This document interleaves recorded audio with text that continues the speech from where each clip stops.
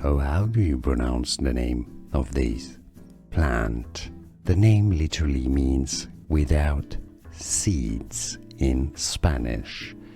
So considering the Spanish origin of the name, it's worth considering how it's said in Spanish. Sinsemilla. Sin meaning without, semilla meaning seeds. Sinsemilla in Spanish. Now in English it's often pronounced also as Sinsemilla, but normally double L-A in Spanish is like a Y. Y-A, Sinsemilla.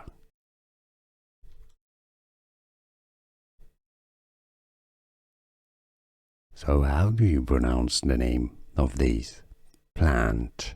The name literally means without seeds in Spanish. So considering the Spanish origin of the name, it's worth considering how it's said in Spanish. Sinsemilla. Sin meaning without, semilla meaning seeds. Sinsemilla in Spanish. Now in English it's often pronounced also as Sinsemilla, but normally double L-A in Spanish is like a Y.